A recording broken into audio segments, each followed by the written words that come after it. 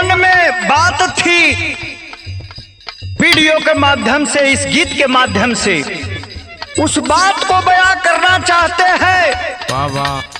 बनारस लोकसभा से कांग्रेस के वो दिग्गज उम्मीदवार अजय राय जी चुनाव लड़ रहे हैं। आजादी के बाद से हमारे देश को संवारने वाली पार्टी, राष्ट्रीय पार्टी कांग्रेस पार्टी देश को सवार कर रखी थी। क्या बात। आज 2014 से लेके अब तक खून के आंसू जन जन के आंखों में देखा जा रहा है। महंगाई चरम सीमा को पार कर गई, किसान परेशान है, कोई इलाज नहीं है, युवा बेरोजगार हैं। इसलिए कांग्रेस पार्टी ने, आदरणीय राहुल जी ने, प्रियंका गांधी जी ने, मल्लिकार्जुन खड़गे जी ने उस शेर को मुकाबला के लिए भेज दिया है बाबा के नगरी बनारस में।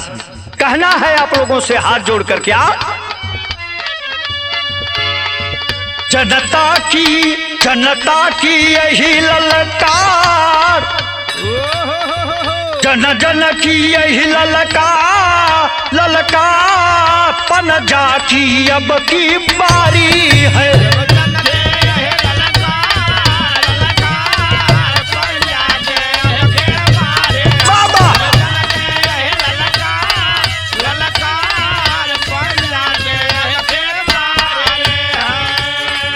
अजय राय जी जीतेंगे, अजय राय जीतेंगे इस बार पनजा की अब की बारी है।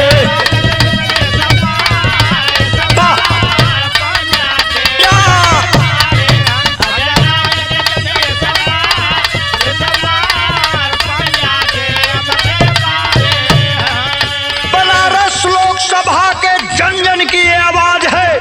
राकेश यादव पप्पू जमीनी स्तर पर कोई भी सर्वे करता है, मैं स्वतः सर्वे किया हूं।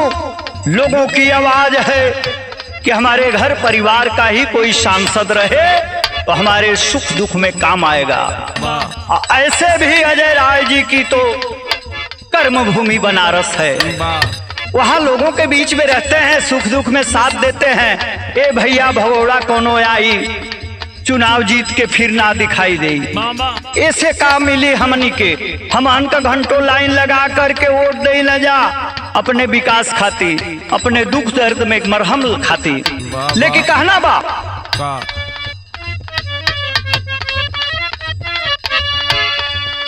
घर का लाल जिताना है,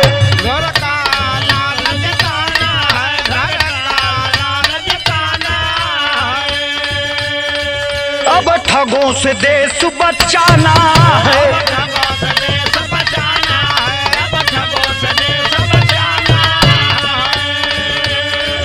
जुमले से न चले सरकार, पनजा की अब की बारी है।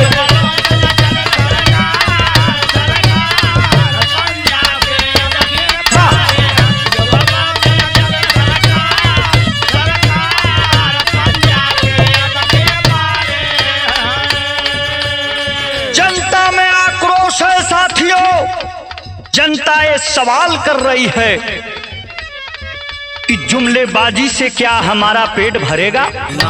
जुमलेबाजी सुन सुन करके कान पक गए हैं, यही लिए कभी लिख रहे हैं अगली बंद में क्या,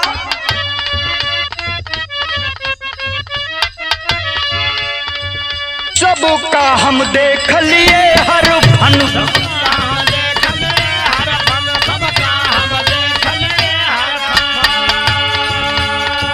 जनता का शोषण हुआ हर दम,